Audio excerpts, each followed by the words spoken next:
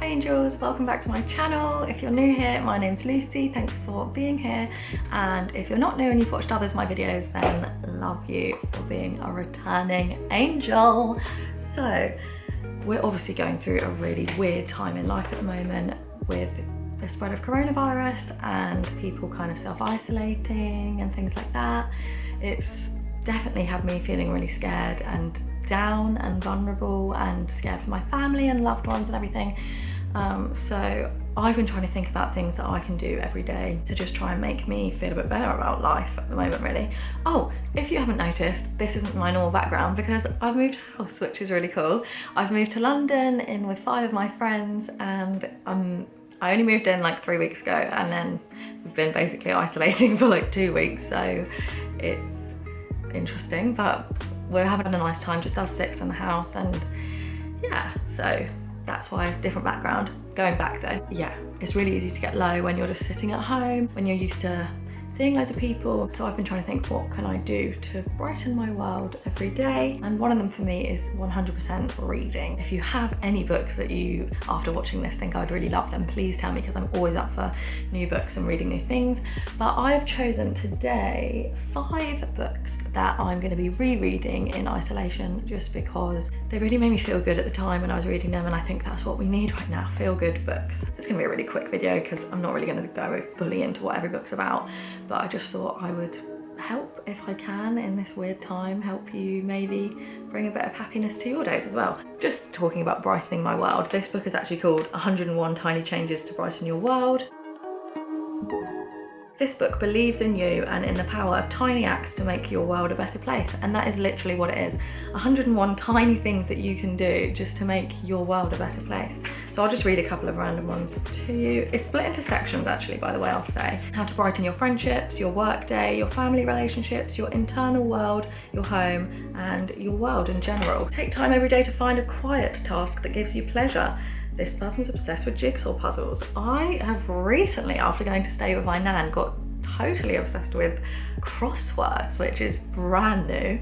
But I just spend like 10 minutes a night doing a bit of a crossword. It's really calm and I really like it. So that's a brand new thing for me. So maybe try and find something like that. Celebrate your achievements, no matter how small.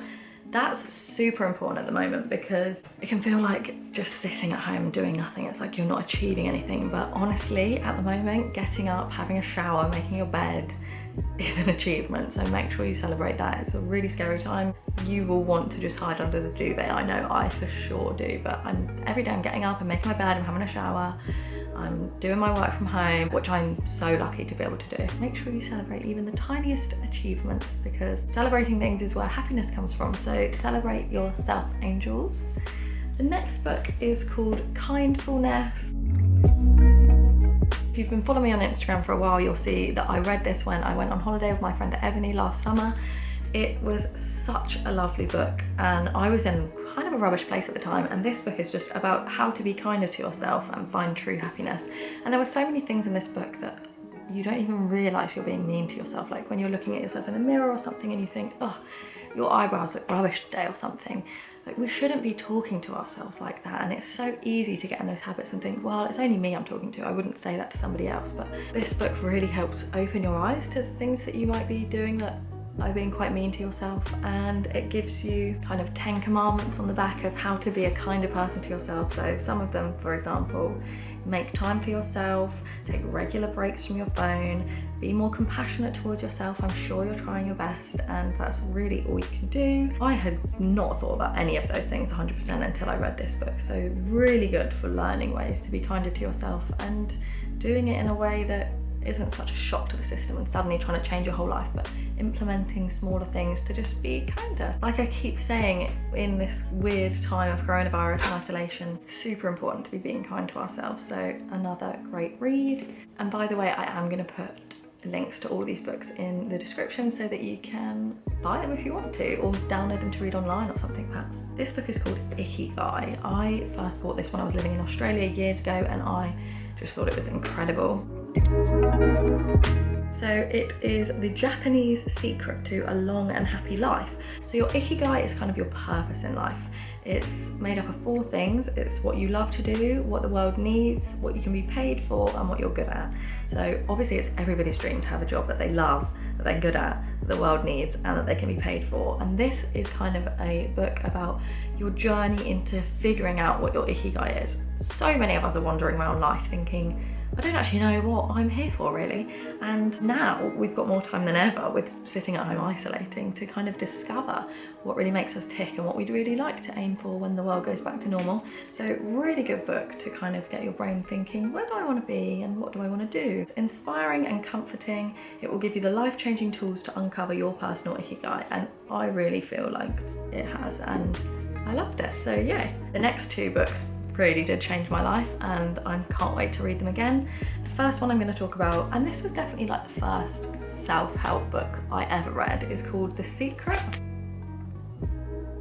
I have bought this book for more of my friends than I can even think, because it really changed my life. It changed all my thought processes. As you learn The Secret, you will come to know how you can have, be, or do anything you want. You will come to know who you really are. You will come to know the true magnificence that awaits in your life.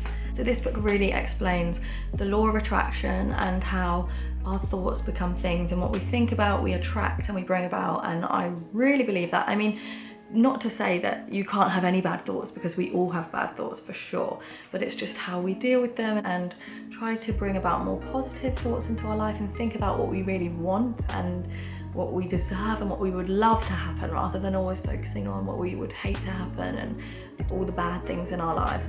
Great book for learning about the law of attraction. And then finally, probably my favourite on this list is called Good Vibes, Good Life. This book really goes into detail about the vibrations we're giving off to the world. The guy, Vex King, who wrote this, said he wished he'd known all of this before reading The Secret. So if you haven't read The Secret yet, definitely pick this one up as well. How self-love is the key to unlocking your greatness. How can you truly learn to love yourself? How can you transform negative emotions into positive ones? Is it possible to find lasting happiness? In this book, Vex will show you that when you change the way you think, feel, speak and act, you begin to change the world. Those books are really useful for kind of changing the directions of your thoughts and using all this time we've got to think to focus on good things. Thanks for listening to me. I hope you think that those books sound interesting, and let me know if you've got any questions about them. I'll be happy to answer. Let me know if you buy them, and if you love them, I'd love to hear that. Thanks so much for watching, angels. Let me know what other content you'd like to see while we're all kind of just sat around waiting for the storm to pass. Stay safe, stay healthy, and I'm always here if you need a chat. Bye.